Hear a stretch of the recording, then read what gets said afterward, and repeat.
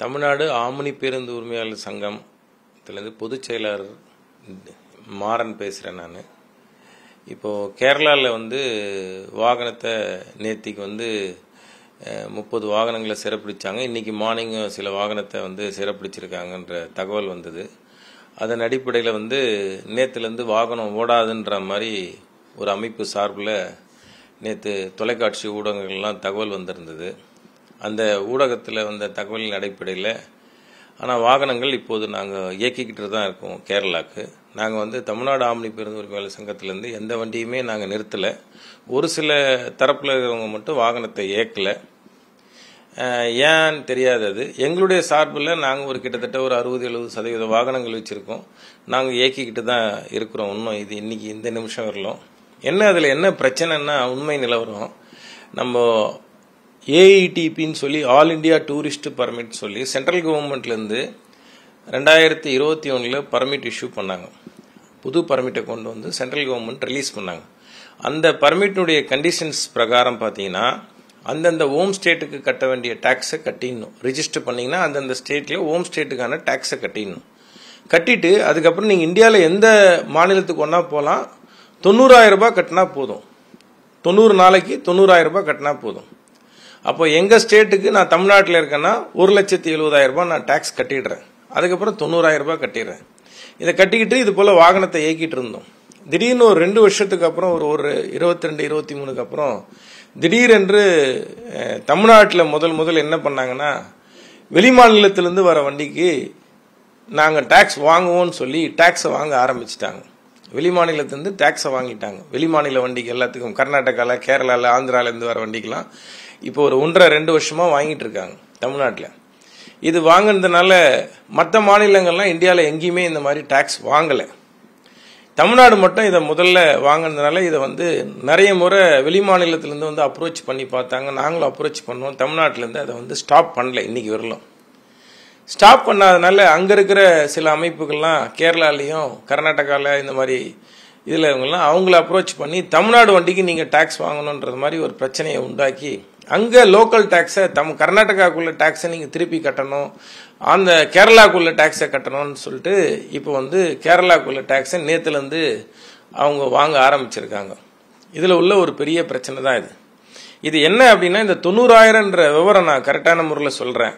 இப்போது அரசாங்கத்துக்கு நாங்கள் 90,000 கட்டினோம்னா, இப்போ எப்படி நேஷனல் பர்மிட் லாரிஸ் வருஷத்துக்கு ஒரு டேக்ஸ் கட்டிடுவாங்க. 15,000 ரூபாய் கட்டிட்டாங்கன்னா மொத்த லாரிஸ் எவ்வளோ இருக்கோ ப்ரோ ரேட்டா பேசிஸில் அந்தந்த ஸ்டேட்டுக்கு பிரித்து கொடுத்துருவாங்க.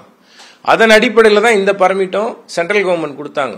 இந்த 90,000 ரூபாய்ன்ற வர வருமானத்தை ஒவ்வொரு ஸ்டேட்லேருந்து வர வருமானத்தை ஒன்றா சென்ட்ரல் கவர்மெண்ட்டுக்கு போய் ஒரு ஸ்டேட்டுக்கும் பிரிஞ்சிடும். ஒரு ஸ்டேட்டுக்கு பிரித்து கொடுத்துருவாங்க.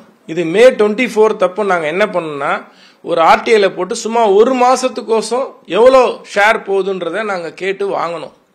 ஆர்டிஐல போட்டு இந்த ஆர்டிஐலேருந்து கொடுத்த ரிப்போர்ட் பிரகாரம், இந்த ரிப்போர்ட்டை பார்த்தீங்கன்னா தெரியும். இந்த பாருங்க, இந்த ரிப்போர்ட் ஆர்டிஐலேருந்து இந்த கொடுத்த ரிப்போர்ட். இதன் அடிப்படையில் இதில் பார்த்தீங்கன்னா ஷேர் ஒரு ஸ்டேட்டுக்கு எவ்வளோ போகுதுன்னு பாருங்க. கிரீனில் ஹைலைட் பண்ணியிருக்கேன். இதில் தமிழ்நாடு, கர்நாடகா, கேரளா இவங்களுக்கெல்லாம் இந்த அமௌண்ட்டு ஷேர் போயிடுது. இந்த ஷேர் போனாலும் ஆனால் தமிழ்நாட்டுக்குள்ளே வரும்போது டேக்ஸை வாங்கினாங்க. தமிழ்நாட்டுக்குள்ளே வரும்போது டேக்ஸை வாங்கினதுனால இப்போ கேரளாவில் அவங்க டேக்ஸ் கேட்குறாங்க.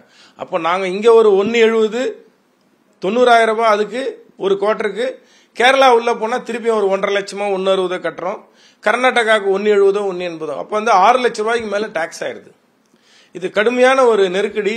இந்த மாதிரி வாகனத்தை இயக்கிறதே ரொம்ப சிரமம். அதனால தான் நேற்று நாங்கள் வாகனத்தை இயக்க மாட்டோம்னு சிலவங்கலாம் வண்டியை நிறுத்துறதுக்கு காரணம். ஆனால் சிலவங்க வாகனத்துக்கு டேக்ஸ் கட்டிட்டாங்க. கட்டதுனால அவங்களாம் சிலவங்கலாம் இயக்கிட்டு இருக்காங்க. இந்த மாதிரி கட்டாத வாகனத்தை நிறுத்தி இன்னைக்கு மார்னிங்கில் கூட நிறைய இறக்கி விட்டு பேசஞ்சரில் சில பிரச்சனைகள்லாம் ஆயிருக்கு.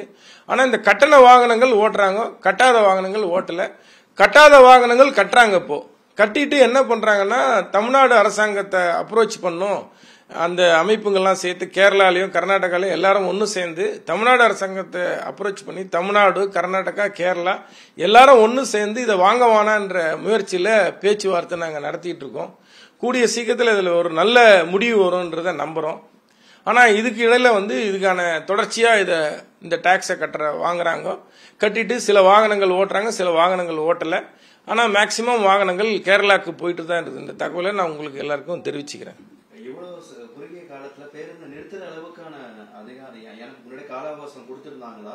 கால அவகாசம் கொடுத்து இவங்க வரி கட்டாதனாலதான் பேருந்து நிப்பாட்டுறாங்களா கேரளா? கால அவகாசம்லாம் எதுவுமே கொடுக்கல.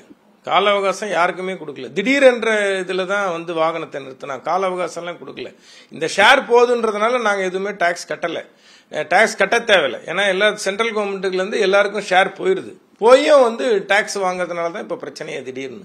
இப்ப பேருந்து வழக்கம் போல இயக்கப்படுதா இல்ல எல்லைகளில் நிறுத்தப்படுதா? பயணிகள் புக் பண்ணலாமா நம்பிக்கையா? நம்பிக்கையா பயணிகள் புக் பண்ணலாம். இப்ப கேரளால இருந்து நான் தொடர்பு கொண்டு பேசினேன் இன்னைக்கு மார்னிங். அப்போ அவங்க என்ன சொன்னாங்க, நான் கேரளால வந்து தமிழ்நாட்டுக்கு டாக்ஸ் கட்டியிருக்கேன், அதனால நான் வந்து கேரளா வண்டியை தமிழ்நாட்டுக்கு நான் இயக்குவேன் அப்படின்ற மாதிரி அவங்க சொல்றாங்க. நான் கேரளாவுக்கும் கட்டிட்டேன், தமிழ்நாட்டுக்கும் கட்டிட்டேன். கர்நாடகாக்காரங்க என்ன சொல்றாங்கன்னா, நான் கட்டிட்டேன், நான் இயக்குவேன்றாங்க.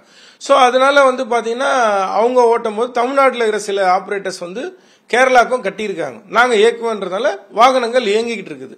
அதுல ஒரு சில வாகனங்கள் கட்டாதனால அந்த வண்டிங்க மட்டும் சிறப்பிடிக்கிறாங்க.